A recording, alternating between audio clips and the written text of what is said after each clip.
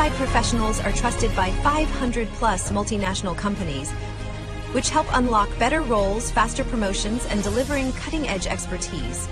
We partner with 100 plus authorized training partners and 50 plus universities, supporting talent across all career levels, from entry level to executive leadership. As a GSDC member, you gain lifelong access to interactive webinars, hands-on workshops, SME panels, and global summits. Join a vibrant community of 25,000 plus members and be part of our global events. Check our reviews on Trustpilot. We're trusted worldwide for quality, support, and impact. Whether you're aiming higher or building tomorrow's talent, GSDC is your partner in purposeful growth and impactful leadership. Visit our website to explore our offerings. GSDC, share the best practices and learn from the best practices.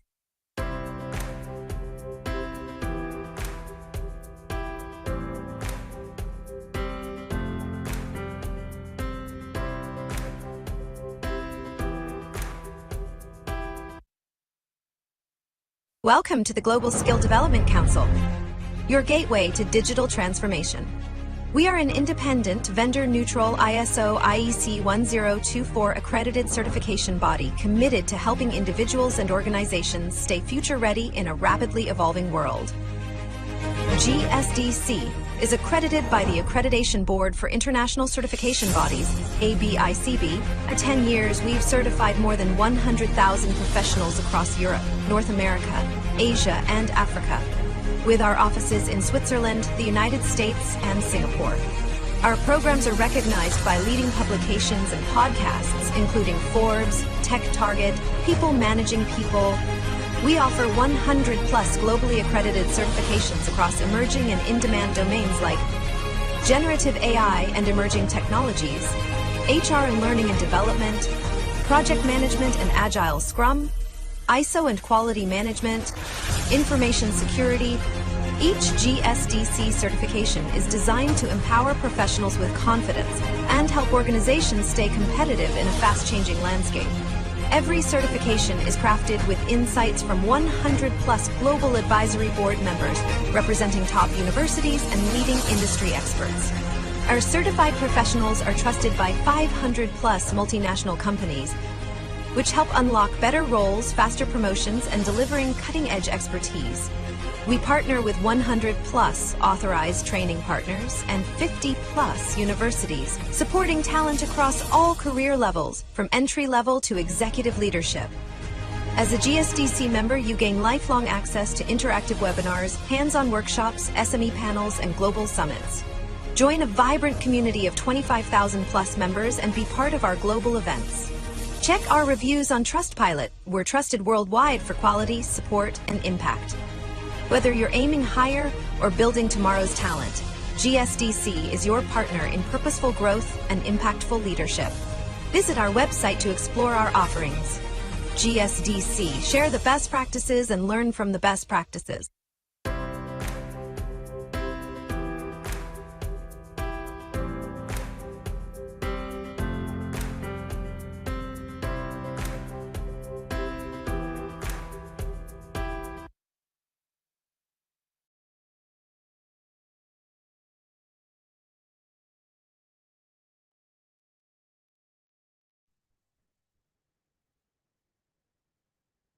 Hello everyone, a very warm welcome back to all of you. My name is Pratibha and I'll be your moderator. So we are once again back with the new theme and new topics of the learning and development webinar. So first of all, a very happy new year to all of you. And let's start with the today's session. So I hope you're all ready for that. Just allow me a minute to share my screen. Meanwhile, please do let us know from where you guys are watching. We would be happy to know that. So, on behalf of the Global Skill Development Council, I'm truly delighted to welcome you all into the GSTC Certified Learning Holiday Learning and Development Experience, redefining workforce skills, leadership, and learning impact for 2026, empowering growth and performance in the workplace. And one of the things which make this webinar so interesting is the expert of panel we have lined up for you. So today, today we are going to start with the series, and from today you are going to listen our panel having an insightful and amazing sessions, all of the new trending topics of learning and development webinar. So for those who have joined with us for the very first time, let me give you a quick introduction who we are. Global Skill Development Council is a globally recognized certification body. We are accredited by ABICB. Till yet, we have a 250,000 professionals certified with us. We are associated with 100 plus training providers. We are partnered with 1,000 plus multinational companies and 50 plus universities worldwide. We are also having 500 plus subject matter expert across globe to help us contributing our program into development. And apart from that, if I talk about media partners, so we are associated with WordPress Hub, and currently we are covering 100% certification in our portfolio. So we would like to very special thank you to WordPress Hub to help us simplify our initiative and reach it to the wider global audience. So before starting the session, I just wanted to make a quick announcement that we have launched a very unique platform called GSDC AI Studio Lifelong Learning Initiative. In this, you will be getting 100 plus live monthly sessions with global expert, which include the 4 daily sessions, 45-minute live expert lead session for hands-on learning, sessions from global expert. Now you can learn directly from our AI leaders around the world. Real-time practice, you can apply concept immediately and get your question answered. And certification ready, you will be getting the training aligned with industry standard for job ready skills. So these are the way where you can get the benefit of GSDC AI Studio. So first you have a free 30-day access in which you will be getting the 80 plus live session per month and access to full GSDC Studio. Second, you have a GSDC lifelong membership. You will be upgrading to Pro in $109 and you will be getting the lifetime access of 80 plus live session per month, access to full GSDC Studio, free GSDC membership, access to physical event, LinkedIn profile improver. Last but not the least, we have GSDC certification plus lifetime membership. So now participant, this offer is for a very limited time of period. Make sure you're taking the advantage of it because you're getting the lifetime access of GSDC certification, all benefits of lifetime membership, personalized coaching, capstone projects plus AI tool, GSDC Copilot, competency assessment tool, and many more in $100. So now it's time to welcome our today's speaker. Today we have David with us. So David Wenz is an author and educator. He's also a president of Managed Learning and former president of Caterpillar Universities. He is a global authority on learning measurement, talent reporting, and learning and development metrics. He has also led the creation of ISO 30437 for learning and development measurement. He is a PhD economics educator and author of The Business of Learning. He has been recognized as CLO of the Year and played a key role in shaping global learning and development standard. And today he is going to lead the session on aligning learning and development strategy with business goals, achieving organizational success through strategic learning initiative. But before handing over the virtual mic, just a quick reminder. If you have any query regarding the GSDC or if you want to connect with David in middle of the session for any query, please don't hesitate to use the chat box. Once again, don't be shy. Drop your reactions, emojis or quick comment into the chat. That's how we know you are with us and actively listening and absorbing from the insightful session. Also, we have an announcement to make at the end of today's session, which is a $400 worth voucher. So please hang tight till today's end of the session. With that, it's time to welcome David on our platform. Thank you so much, David, once again for coming on our platform. We are very honored to have you as our speaker. The stage is all yours. All right, great to be with you today and talk about this important topic as we bring up the slides. So here we go. Slides should be showing now. Again, a welcome and thanks for the opportunity to talk today with you about a topic which I think is really important. And as a profession, we need to spend a little more time pursuing with intention and with discipline. So let me show you what I mean by that. We think the best way to align learning strategy to the business goals is through the process called strategic alignment of learning. Now, this is a proactive process of identifying the most important business goals and then planning the learning carefully that is designed specifically to help achieve those goals. So this proactive process is called strategic learning, and I do think it represents one of the greatest opportunities in our field. We'll also talk today about two other approaches, but they are not strategic and not as impactful. Unfortunately, today, most people use one of these latter two approaches, either assigning a business goal to each course or using a role or skill-based approach and assuming that takes the place of strategic learning, which it does not. So I want to make the case with you in the next 45 minutes that this process called strategic learning is worth doing. It's difficult, true, but it's very much worth the time and effort. It will advance your impact in your organization, helps you become a strategic business partner, delivers much better results than the other two approaches. So, stepping back for just a minute, you all have responsibility for lots of different types of learning, and it's all important learning, from compliance to onboarding to leadership development to basic skills, reskilling, providing catalogs of courses for people to choose. All of that is important. What I want to talk with you about in the next few minutes, though, is this category called strategic learning, one of the many types of learning, but I would argue probably one of the most important. And again, it's learning that directly supports the achievement of your CEO's most measurable and specific goals. For example, most organizations have a high-level goal to increase revenue or increase budget. Let's say that's increase revenue by 10%. That would be a top goal of your CEO and your board of directors. Learning can usually support some or all of those high-level goals of your CEO. And the learning you design to do that is called strategic learning. Now, how much of that you do, that is your portfolio of learning, depends on your charter. At Caterpillar, I was in the fortunate position that Caterpillar University was set up to be a strategic learning body. And a lot of the other operational type learning, a lot of the basic skills was handled in our 28 autonomous business units. So at Caterpillar University, I was free to devote most of our time to strategic learning. So in my portfolio for learning at Caterpillar, 80 or 90% of all of our learning was strategic learning.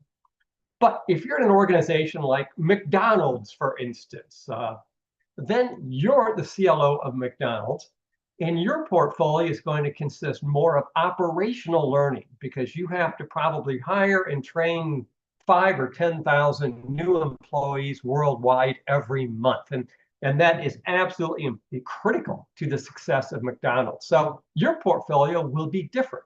You might have a smaller percentage of strategic learning. So it's not in the end about the percentage, and there is no right answer. That really depends on your mission, what you're charged with doing. But every organization should have some strategic learning. And why shouldn't that be in your learning organization's orbit? So how do we do this? What are we talking about? I said proactive process. So I'm suggesting that our process starts by the CLO, or whatever you call the head of learning in your organization, meeting with your CEO before your fiscal year starts. At Caterpillar, our fiscal year was the calendar year. I met with my CEO and asked about the coming year's goals in August. So 4 months before the end of the fiscal year, because in a large company, planning processes take a long time. So I met with him at the end of August to find out what the new goals were going to be for the coming year. He knew by then what they were going to be. So I not only want to know what the goals are going to be for next year, and usually they're similar to the current year, but maybe the number attached to the goal changes, like we want sales to be up 10% instead of 5% next year. Often, though, there will be a new goal or two, or maybe a new goal owner or two. So what I want from the CEO in this proactive meeting is I want to know what the goals are going to be for the coming year, the names of the goal owners, so who is delegated responsibility for higher sales, increased manufacturing productivity, greater employee retention, whatever it is, and the priorities, because all goals are never equal. So I want a priority list of goals from the CEO. Once I have that, then I'm going to set up appointments with those goal owners. And at Caterpillar, again, I would do that in the October or the September timeframe. So I'm going to meet with the goal owners, often people I've worked with before, but there could be a new goal or a new goal owner. And going to do a deeper dive into what their need is. And that's where the performance consulting and the needs analysis will begin to occur. But as a first step, especially for a new goal owner and a new goal, we want to see if learning has a role to play just from a very high level. Does it seem like learning could help? Now, I have to say at Caterpillar, our CEO normally had 7 top goals. And for every year I was CLO, learning had a role in supporting all 7 of those high-level goals. And if both you and the goal owner, like the head of sales, agree that it seems to make sense that learning could help, maybe you've helped them in the past and they've been happy with what you've done, maybe it's a new goal owner, but they think learning might be able to help them, then you want to work with their staff to do a more in-depth analysis and determine what the needs are, whether a learning program, maybe consisting of multiple courses for this type of learning, would be needed, who the target audience would be, when it has to be done, all the other factors. And then reach agreement with the goal owner on that program once your staff and their staff have come together and reached agreement on the program you're recommending. And then we also want to reach agreement with the goal owner on planned impact and other key measures, as well as roles and responsibilities. And we're going to go into each of these elements in a little bit more detail in just a second, so you can really see what this process looks like. And then once we have the plan and the year starts, now we want to jointly manage it. So we can't do it alone because the employees in sales don't report to me at Caterpillar University, right? I can't make them do anything. I can't make them attend the courses. I can't make them apply it. So we're going to have to work together in learning and development. We're the subject matter. We're the experts in learning, but in sales, in manufacturing, it's their employees who are the target of the learning. And so they're going to have a large role to play. So jointly manage the program we just jointly developed to achieve the planned impact. And we're going to have to use monthly meetings and specialized management reports to accomplish that, because it's not easy. Coming away from that initial discussion with the CEO, you should have a list that looks like this. You know what the priorities are. They're in priority order, meaning number 1 is more important than number 2. And there they are. First, number 1 goal is increase sales by 10%. That came right from my CEO. And the goal owner is Ortega, who is the SVP or EVP of sales. So now I know who I need to make appointments with. I need to make appointments with everyone on that owner list and go talk to them about what we're going to need to do to get ready for the coming year. And when I go talk to them, they are the experts in their own area. We can dive into maybe what's happened in this current year. If we were doing learning for them, how well that's going. If not, what kind of resources we can bring to bear, how we can help them accomplish their goal for the CEO and the board of directors. We want them to look good. We want them to succeed. And if they haven't worked with learning before, they may not understand how much help we can provide, what a big role learning can play. So we will then do a needs analysis at the more detailed level. Well, that'll take 3 or 4 weeks, I suppose, but this is all happening before the start of the fiscal year, working with their staff. Maybe in some cases, learning does not have a role to play. We know it's not always the answer, but usually learning can help. So we confirm that learning has a role to play if it does. and then what that learning is going to look like, and all the specifics, learning objectives, the target audience, and so on. And this is done jointly. They'll probably say, work with so-and-so on my staff. And you will do that, and then you come back to them because they are the goal owner. They have the power in their organization. So you got to come back to them, and both you and their staff jointly present the recommendation for the learning. So right from the beginning, it's a joint project. And get the goal owner's approval. Or the goal owner may say, I don't like this part, I'm not comfortable with that. Then you and their staff have to go back and rework it and come back to the goal owner until they are comfortable with it. Once you've done that across all those goal owners, now you are ready really to show the results of the strategic alignment process. And it's strategic because you started with the top goals of the CEO.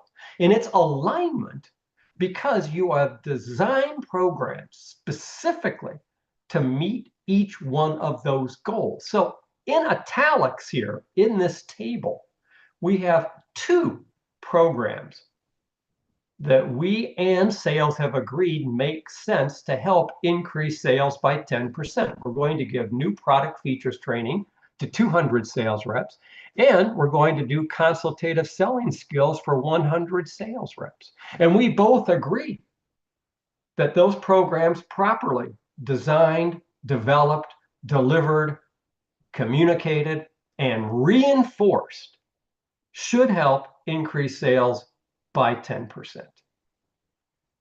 Likewise, you can see the programs we've identified in italics to support, in this case, 4 goals from the CEO.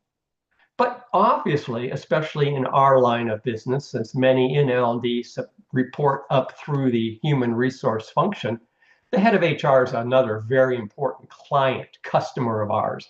And so they might have separate goals than the CEO has. They may be focused on employee engagement or leadership or retention. So we've worked the same process with them. That may be who I report to, but we've worked the same process with them.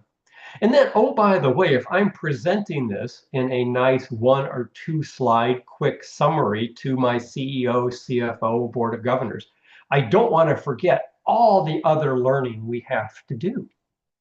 So remember, we said there are other kinds of learning that undoubtedly you are responsible for, like compliance, like onboarding, like reskilling, basic skilling. So take credit for that. Mention that. In addition to having the strategic focus and helping your organization accomplish its most important business objectives, you are also every day working on onboarding and reskilling and compliance, and give them some idea of the scale there. So this made sense if you had a mission like I had at Caterpillar University, where we were created and funded to be a strategic driver for the organization.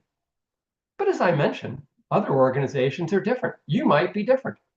Strategic learning is still important for you, but perhaps in your case, operational learning is more important. Completely understand. Then if I were sharing these, I would switch the order. If I am more operationally focused, I would lead with that, because that's where most of our challenges are, our issues are, and I want to reinforce with my top leadership that we are going to get those 10,000 new employees every month trained on time, because our business cannot succeed without that. That's an operational requirement.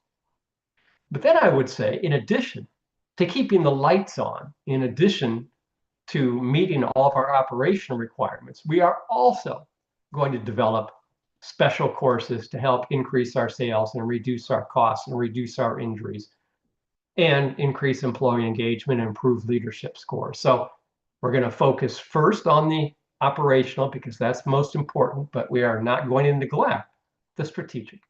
And the order there depends on your mission, what you find in your charter, what were you set up to do. All right, so these are examples of strategic learning. So when someone says, oh, Dave, yeah, we do strategic alignment, the first thing I'm always going to ask them is, show me this slide. Can you show me a slide that looks like this, where your learning is organized under those goals. And the learning has been created specifically out of the needs analysis you did for that year to accomplish that goal. And if you can't share that, then you are not doing strategic alignment. You may be doing something else, but it's not this. All right. I said, in addition to getting started with this and meeting with the goal owners, then we want to reach agreement on some things with them. It's all part of carefully planning the learning. And we want to get agreement up front on how we're going to measure success. Often, especially for these key goals for the organization, which usually have metrics that are commonly reported, like sales, injuries, productivity, we can agree on a measure of success, which is quantitative. We want to help increase sales by 10%. Furthermore, we might be able to agree up front on the isolated contribution of learning, the Phillips approach, towards that goal.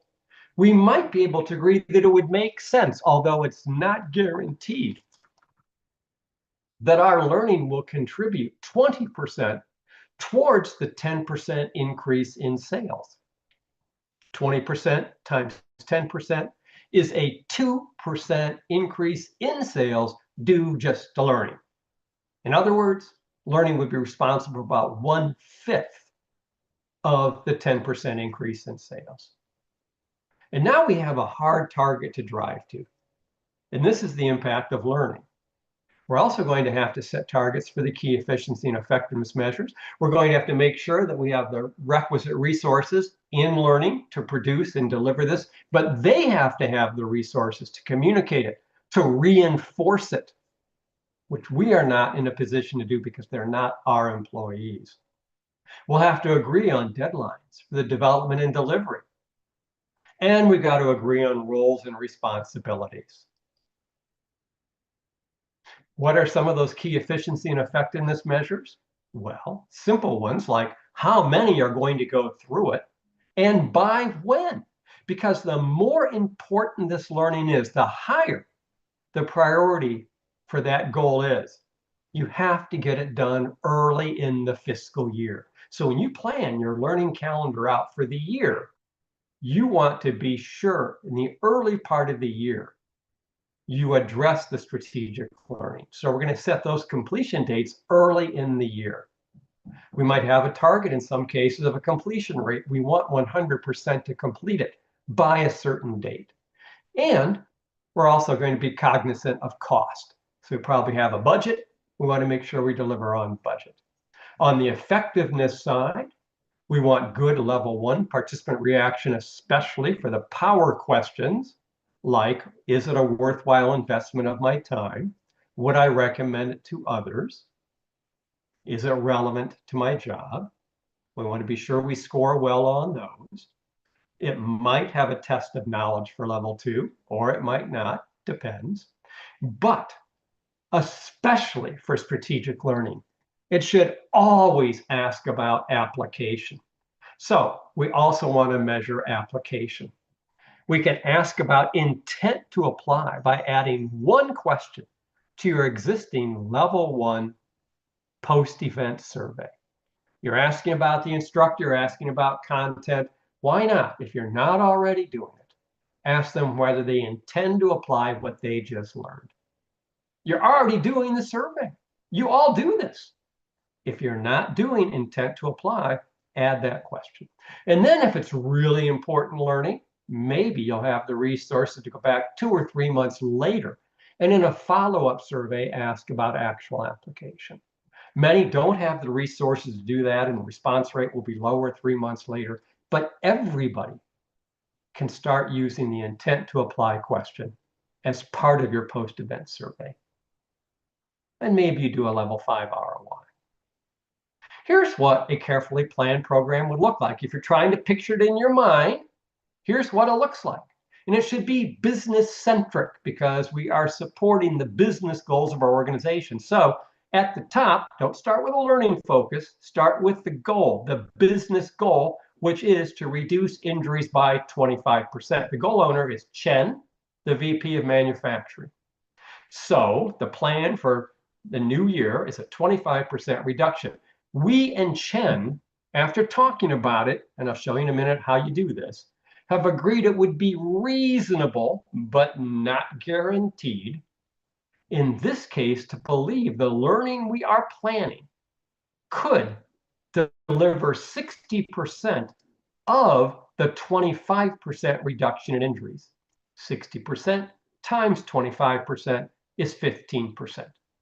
So 15% reduction in injuries due just to learning is the impact, that's level 4, the planned impact of learning. That by itself doesn't deliver the whole 25%, but it plays a really big role. Now, what are we going to have to do to deliver that? Well, we got to have 2 new courses done by January 31st. We got to put 3,000 people through each of those 2 courses. We want the completion by April 15th, and we want high levels of effectiveness measures, especially application, because if they're not applying it, then we won't improve the safety. There will still be injuries. So here's an example, a concrete example of something you should have for each of your strategic learning programs. You should have a page that looks just like this, that's agreed upon by the head of manufacturing and by learning. That's an example of carefully planned learning. And this will drive you then to jointly manage throughout the course of the program to make sure you deliver that 15% reduction in injuries just from learning. The other thing, it's really important to get agreement on roles and responsibilities. We're doing this jointly. That means each of us has roles and responsibilities. First of all, we both have to work together to get set up for success. And then the L&D department will take care of designing, delivering on program and on time. We will help the goal owner with their communication. We will communicate registration. We will communicate attendance issues. But we don't own that one, but we will communicate it to them. They own it. We will suggest and help the supervisors to reinforce the learning because they don't know how to do it. We're the experts in reinforcement, but we can't do it ourselves. The supervisors have to do it. We can help them. And of course, we can meet with the goal owner monthly to manage it. On the goal owner side, if they're paying for it, they have to commit to the budget. They have to make sure the subject matter experts are available because sometimes they delay us and we have to make sure that's not going to be an issue. So right up front, we've got deadlines for SME input, and that will be managed by the goal owner, the SVP of sales, for instance. The goal owner needs to communicate before the learning happens, the importance of it to the target audience. We can help write that communication, but it has to come from them. We've agreed on a target audience. They have to make sure the target audience appears. We will keep them updated on registrations, but they are the only ones with the power to force people to take required learning. And their supervisors have to reinforce it. We are there to help them. So you get the idea here. And you really should have this for every one of your strategic goals. Now we can take this a step further. If we have done this for the learning and support of our top 5 goals or 4 goals or whatever they are, you can actually create a table that looks just like this. And CEOs love this table. It brings together, over here on the left-hand side, it shows the corporate objective. It shows your key learning program, so they see that you know what the goals are of the company, that you have talked to the goal owners, and the 2 of you have agreed on these key learning programs. You've identified a target audience, number of participants, and the 2 of you have agreed on the planned contribution from learning and the resulting impact of learning, like that 2% higher sales.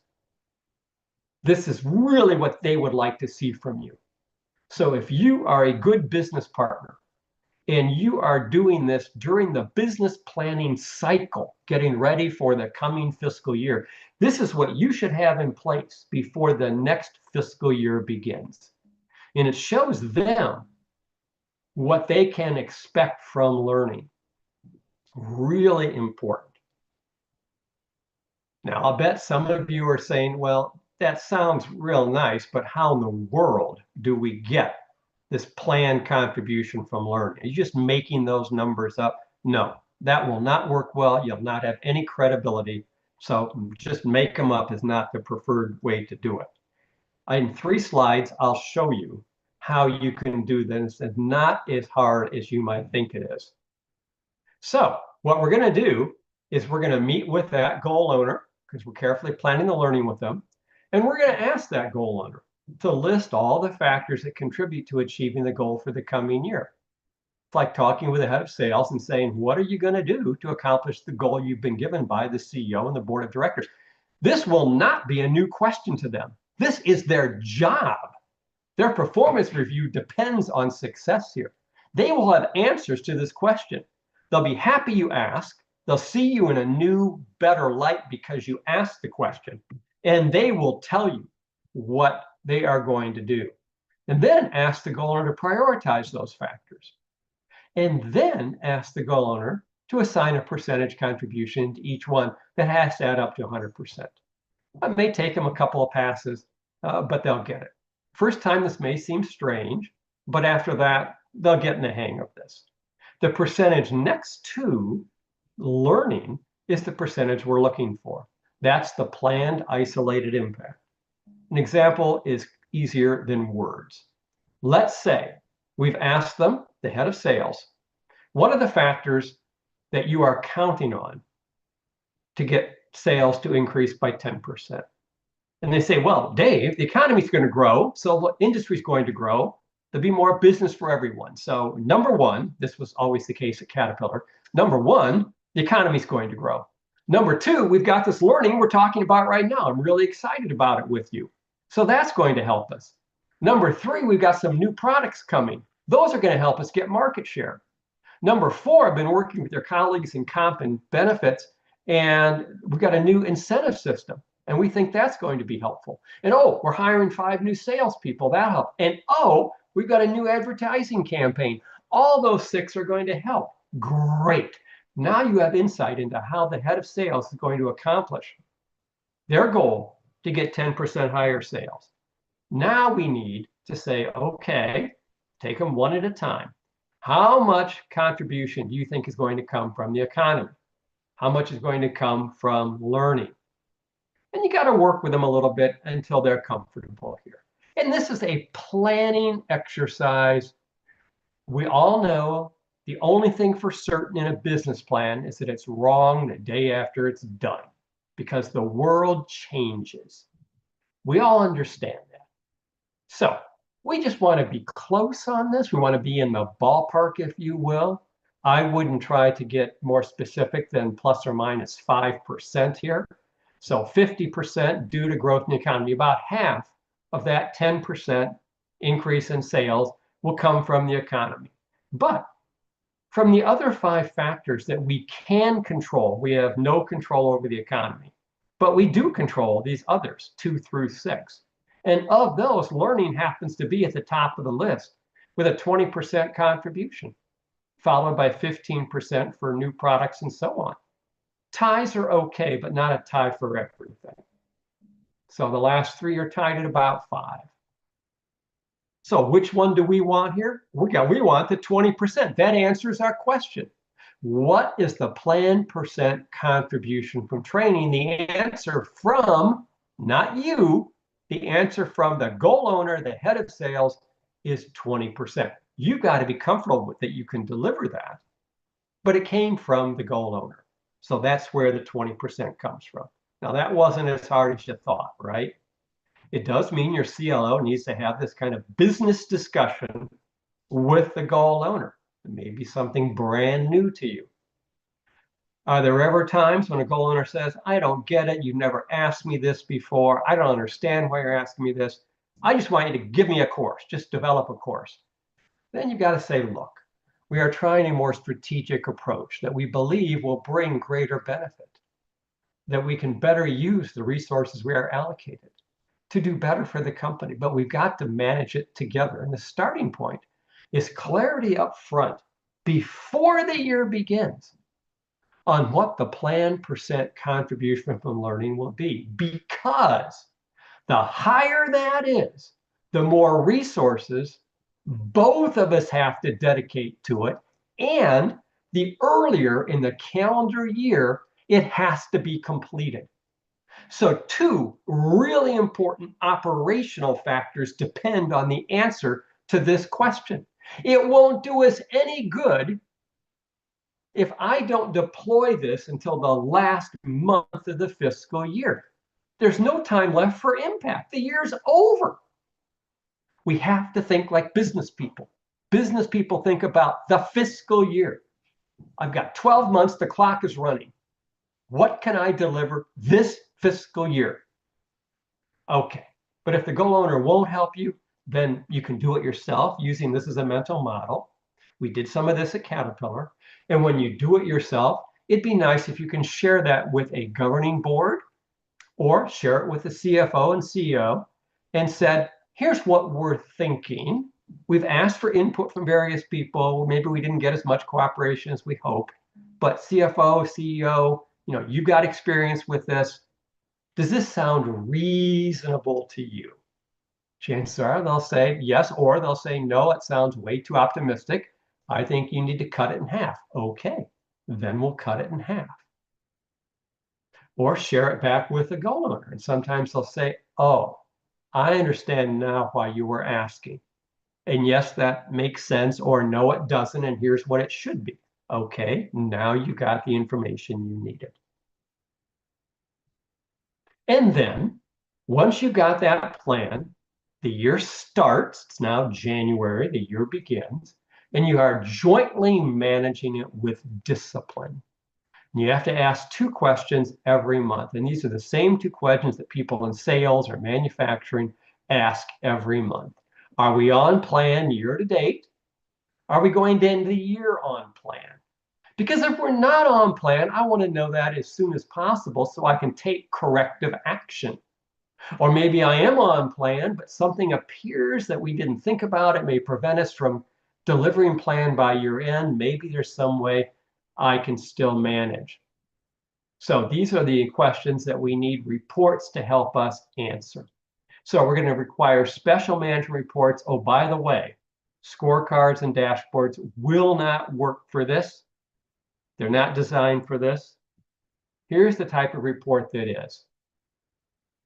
It looks on the left-hand side like the one I showed you just 15 minutes ago when we talked about what a carefully planned program looks like. So it's the very same thing I showed you 15 minutes ago through the plan column. But now we're adding year-to-date results, comparing them to plan, and we got a forecast column for how we now think the year is going to end. If this is in June, I've got 6 months of actual data now. Maybe some things are going better than I thought. Maybe they're going worse. So here's my current forecast and now compared to plan. At Caterpillar, we looked at about 12 of these reports every month for our key strategic learning. This is how we manage strategic learning at Caterpillar. This is how I always knew how to answer the question when the CEO would stop me in the hall and say, Dave, how is it going? Are we on target to have the impacts that you promised? It's through seeing reports like this every month I could answer that question. We also started out with similar reports in our quarterly Board of Governors meeting that was chaired by the CEO and had his direct reports on it. So that is what we mean by the disciplined execution of the learning, which is possible and makes sense if you carefully planned it, if you got the numbers in the plan column. It's just like when sales has that plan to increase sales by 10%. And you can bet the CEO wants to know every month, are we on target or not? Because the board of directors wants to know from the CEO, are we on target? Do we need to change our guidance to the market if you're a publicly traded company? Caterpillar was. These things are important. Okay.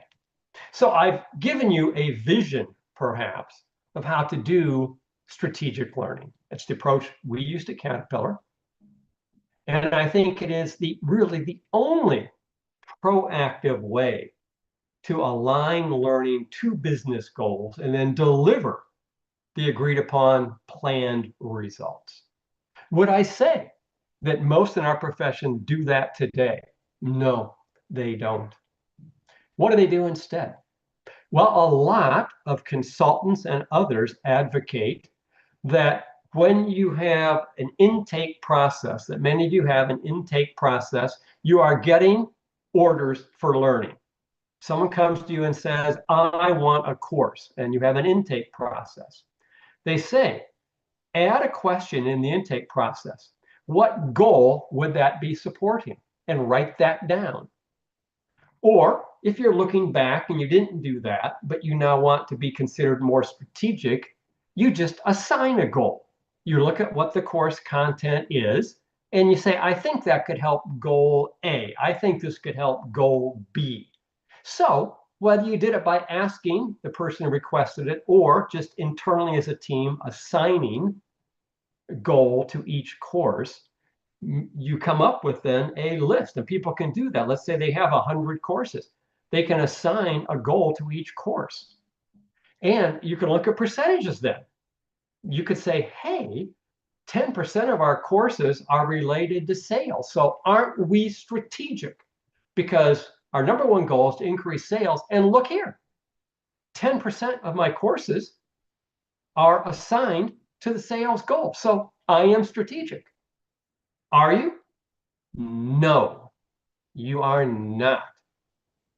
This is not strategic alignment, because the process did not start with the goal. It started with the training. Therefore, we call it backwards mapping, where you start with the training and try to justify it or try to attach a goal to it. But the list you end up with is meaningless. This is a waste of your time.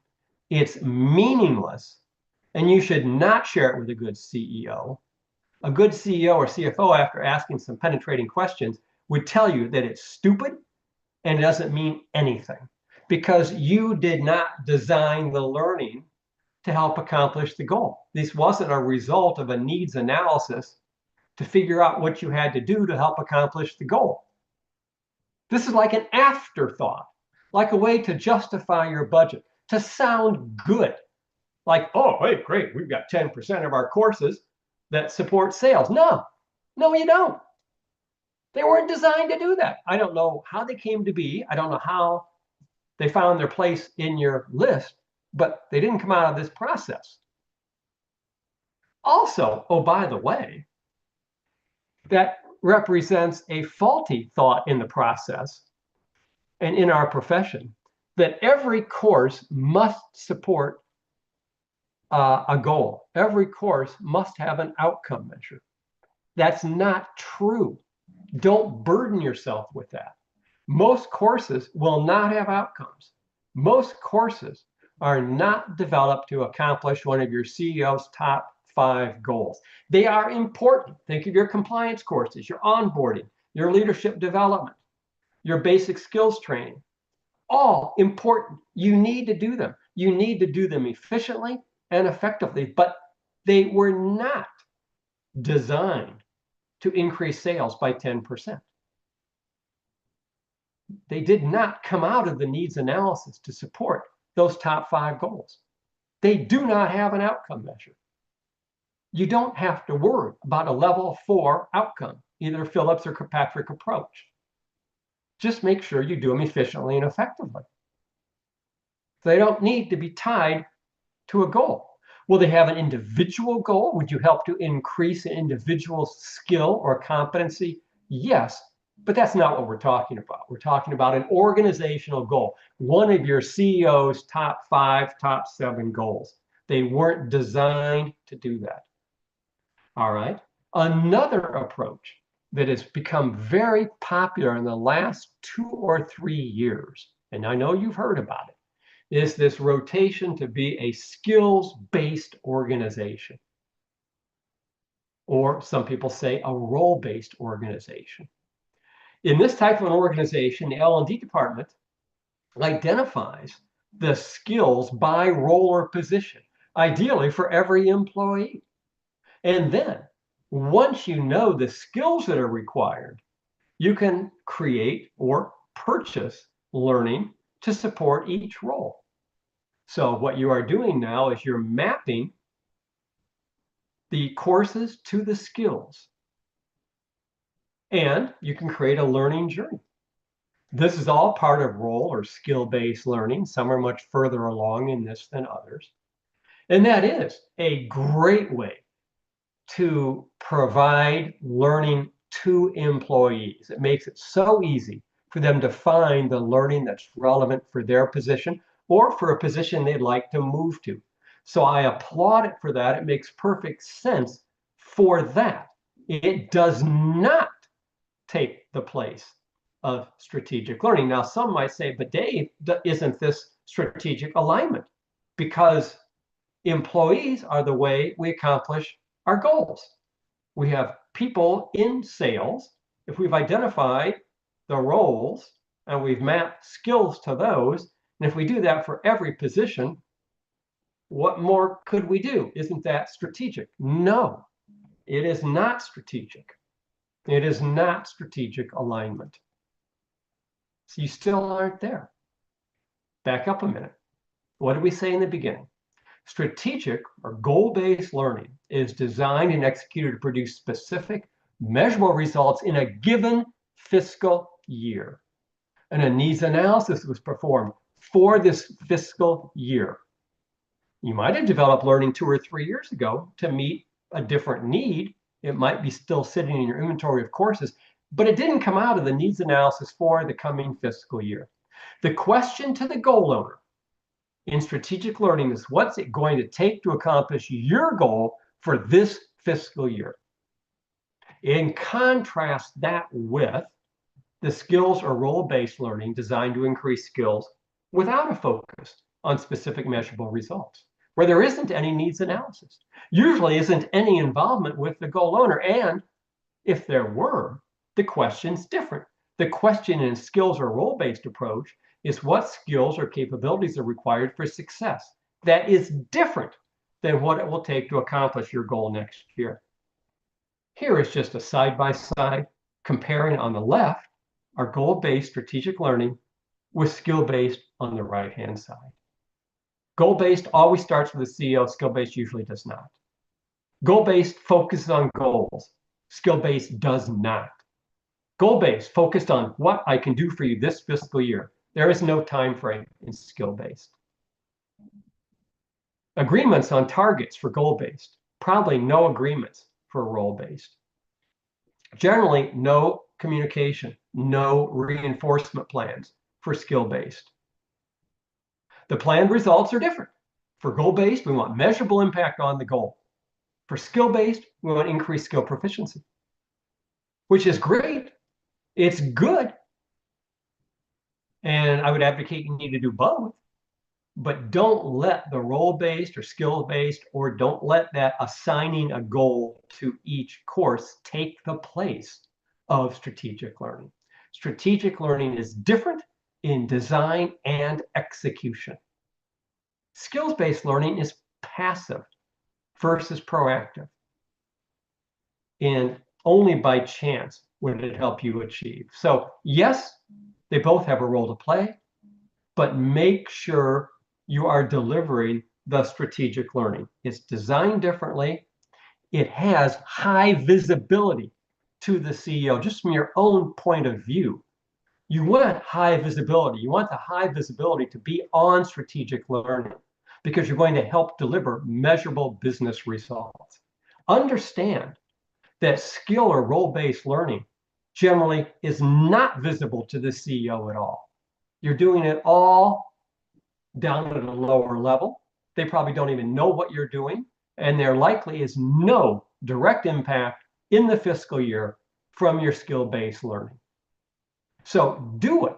But if you're making a budget presentation, lead with strategic. Justify your budget and your staffing primarily on the strategic and your other operational learning, rather than what you need to execute your skills-based approach. 3 steps you can take as we wrap this up.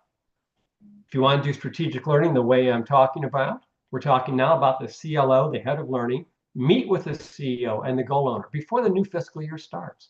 Learn what those goals are and the goal owners. Go talk with them. And then carefully plan the learning where you're doing the needs analysis. You're going to develop new learning for this particular fiscal year that's going to directly help accomplish that goal for this fiscal year. And you're going to operate it like a business. You're going to hit a target if you can, and then jointly manage that learning throughout the year. Okay, so that is my recommendation for how to best align learning to business goals. And let's see if anyone has any questions I might be able to answer, if you'd like me to elaborate on anything. We've got a few minutes left here. We can do that. Thank you so much, David, for the amazing and insightful sessions. I'm sure our participants have learned a lot. So, participant, the floor is officially open for question and answer. If you have any question, please feel free to use the chat box. So, David, would you like to take the question by yourself or would you like me to read it out? Yeah, why don't you read it out? That'd be great. Okay, thank you. So, the first question we have from Ashish Kumar Chadda: how to precisely account for learning factors in result? Is there any scientific approach available for this? The question again was about learning factors, or? Learning factors. Well, if what you mean by that are other influences on the business result, then that approach I shared with you is how best to plan for the isolated contribution from learning. And when the program's all done, yes, you've got the Phillips approach to actually go look back and calculate what the isolated impact of learning was. And the Phillips approach actually gives you 6 different methods that you can use, starting with a control group, running all the way through statistical analysis, and something called the participant estimation methodology that doesn't require any statistics at all, that you can use looking back now when the year's over to figure out what the isolated impact of learning actually was. You can actually identify what that was and how it compares to the other factors. Thank you so much for the amazing answer, David. So next question we have from Olumide. Are you sharing the slide decks? Okay, sorry, that question was for me. So for this slide deck, I have shared Aditi's email ID. She is the Spock. You can connect with them. So I'll be sharing the email ID once again, Olumide, for your convenience. So, the next question we have from Rahul David. Most of the trainings and courses will come as push mechanism, then understanding the goal, and most of the times it's time bound due to project delivery. So, how to approach this goal based approach, then start the training? So you're going to use this just for some of your learning, not all of your learning. There'll always be some learning that comes in throughout the year. Requests come in, things that weren't foreseen. But for this learning, the goal is to proactively, before the fiscal year begins, meet with those senior leaders, starting with the CEO. These leaders have an idea of what they need for the coming year. They know what's going to be different, and you can work with them to come up with the best learning for the coming year. So you need to make sure you have a place in your learning calendar that you can dedicate to this strategic learning. You'll also at the same time talk to your other customers and learn what the operational requirements are and put those in your calendar too. So now in your calendar, you've got the strategic learning, you've got the operational learning, and yes, there'll be requests that come in throughout the year that weren't planned in advance. Most organizations keep a buffer, maybe 10%, 20% of resources to handle what comes up during the year that was not planned because no one knew to plan it. So I think you can do that. You can take this approach, and you can start gradually. You can start adopting this approach by identifying maybe what the top business goals of your company are, and just start with 1 or 2 of those and develop this strategic approach while you continue to do everything else the way you've done it. Thank you so much for this detailed and thoughtful answer. So, David, we have follow-up question from the Rahul. Do we have any frameworks for creating role-based learning journey in LMS portal? Yeah, there is, and I don't know about published frameworks, although I think there actually are many consultants now, and especially with the help of AI, have developed skill frameworks. And a lot of consultants are selling that as a service to help you identify the skills, but many of them have a pre-packaged list of skills. Many of them also have courses that help build those skills, which is why they're selling you the skill framework. But yes, there are an increasing number of frameworks out there. Some may be built into LMSs by now, but there are a number of vendors out there who are offering skill or competency frameworks that you can use and that you can use to map courses to skills in your LMS. Thank you so much for the insightful answer, David. So we have next question from Ajibulu.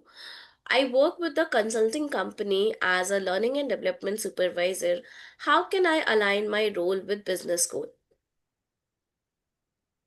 Um, see, where was that? Yeah, I see it now. How can I align my role with the business goals? So you need to take probably a higher level, more proactive approach. And again, this really needs to be the head of learning, whether it's the VP of training and development, chief learning officer, whatever that role is called. We're talking about that person who needs to actually set up the appointment. You need to go reach out and make the appointment with the CEO.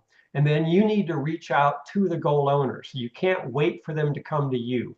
You are reaching out to them.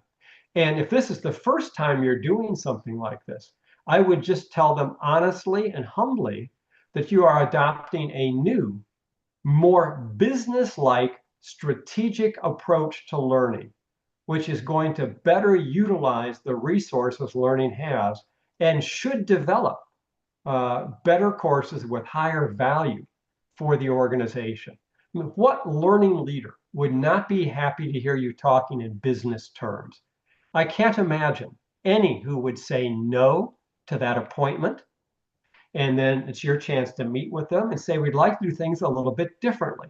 We'd like to do a better job planning upfront for our strategic learning because we think we can deliver more value. And you're not asking for more budget. You're not asking for more staff. I would start by saying with our existing budget, with our existing staff, if we do this better, we can deliver more results. Won't you help me with that? I think any leader will say, I'd be happy to help you with that because you are going to be helping them. And maybe that's similar, maybe to, I'm just looking down the list of Mahindra's question about when learning is not seen as a strategic priority.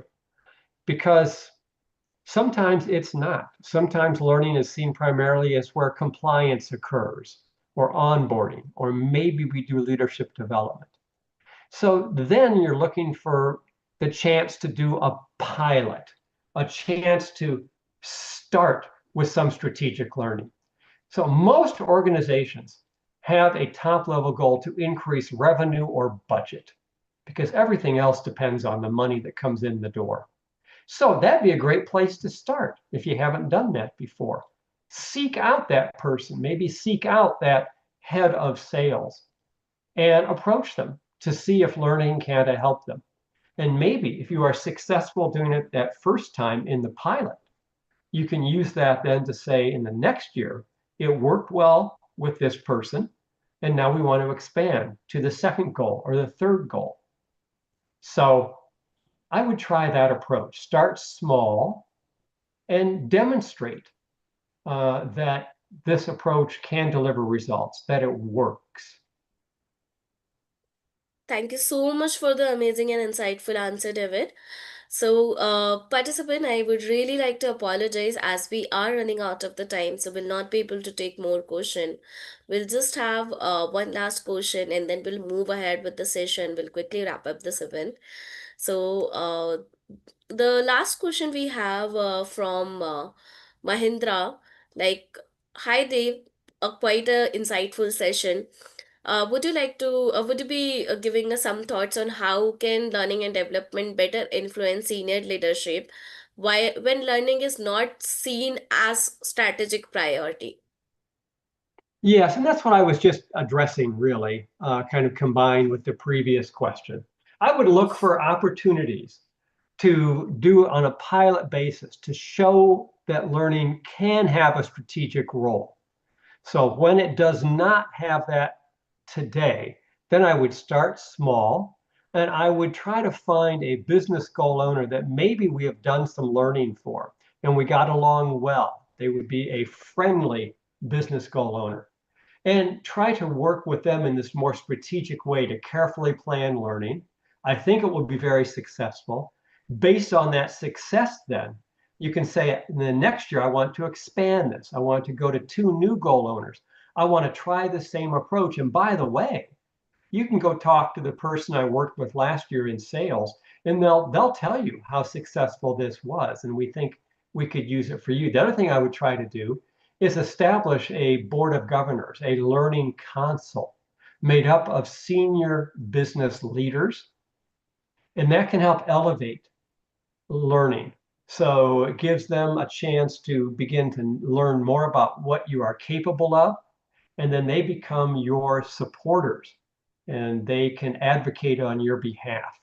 So we had a board of governors chaired by the CEO, and you can at least get some kind of an advisory body that can help elevate your profile. Thank you so much for the detailed and thoughtful answer, David. And thank you so much for all of the answer explaining in so many detailed ways so that our participant will have a clarity on it. So, as I told you, participant, that I really apologize, will not be able to take more question, but I have shared David's LinkedIn ID into the chat box for your convenience so that you can connect with him directly. Or if you need any help or any guidance, you can just ask David. I'm sure he would be happy to help you out, guys. Right, David? Right. And if I share the PowerPoint with you, can they get it on your site? Yes, they will be able to get on our site.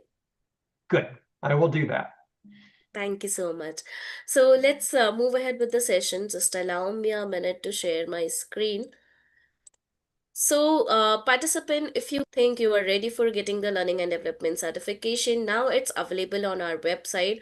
What you can do, you can just go onto our website, check for the LND certification, and we are also giving a complimentary coupon code to all of our participants. I'm sharing the coupon code link into the chat so that you don't miss out. And while applying this coupon code link, you will be getting 20% off for getting the certification into learning and development. So if you're ready to get certified, check our website, apply this coupon code, get certified into the learning and development. Also, this coupon code is for a very limited time of period, so make sure you're taking the advantage of it. And as we had an amazing and insightful session today with David, tomorrow we are going to have one more session with Dr. Anand. Dr. Anand is a learning and development professional. He is going to lead the session on topic fostering a continuous learning cultures, how to promote lifelong learning and development across your organization. You will be getting to learn in this session by building a culture that empowers employees to continuously upskills, adapt, and growth through lifelong learning aligned with evolving business and workforce need. And this is going to be happen at the same time at 11:30 p.m. Singapore time, 9 p.m. Indian timing. And apart from that, and also it will be at 9:30, sorry, it will be at 10:30 a.m. EST and 9:30 a.m. CST. And apart from that, we are also having new webinars into another field as well. So one of them is the AI in Action 2026, Predict, Product, and Perform Across Industries. Today we have Caroline with an amazing and insightful session. Tomorrow we are going to have Sonali Goyal with one more impactful session. And this will be happen till from 5th January till 31st January. And the timing is going to be 7:30 a.m. Central, 9:30 p.m. Singapore, 7 p.m. Indian, 8:30 a.m. Eastern. So if you want to learn the new trends into AI, this webinar is for you. And with that, we have also welcomed back our ISO webinar, and we have added few new modules of the ISO governance in this webinar. So if you're an ISO enthusiastic person, I would strongly recommend you to join this. And this is also going to be happen at 8:30 a.m. CST, 10:30 p.m. Singapore timing, 8 p.m. IST, and 9:30 p.m. EST. And with that, it's time to celebrate our referral champions. So we have Bhanu Durgesh, EPI, and Avinash Kumar. Special thanks to all three of you for helping us simplify our initiative and reach it to the wider global audience. So if you want to be one of our speaker for learning capsules, webinar, and podcast, please reach out at pratibha@gsdccouncil.org, pritham@gsdccouncil.org. And these are the platforms where you guys can connect with us. You guys can connect with us on a LinkedIn, our website, our WhatsApp group. I'm sharing all of these links into the chat box so that you don't miss out. So please do connect here for staying updated regarding our upcoming events and trends, as we are adding a lot of new events, new themes in our website for making your learning journey even more dynamic. Also, we would love to hear your feedback. We would love to know your session key takeaways, learning outcomes, and if you have any suggestions, we would love to hear that as well, because your suggestion will make us help us improving our program to help making your learning journey even more engaging, dynamic, insightful, and engaging. So I'm sharing all of the platform link into the chat box, also the reviews.io link into the chat box. Do drop your suggestions over there. And I am also sharing one more email, the for Aditi's email. She's the Spock, which you can reach out regarding the session recording and everything. So just allow me a minute to share her email ID. Also, if you want to know more regarding the GSDC AI Studio, you can connect with the Aditi too. So just allow me 1 minute.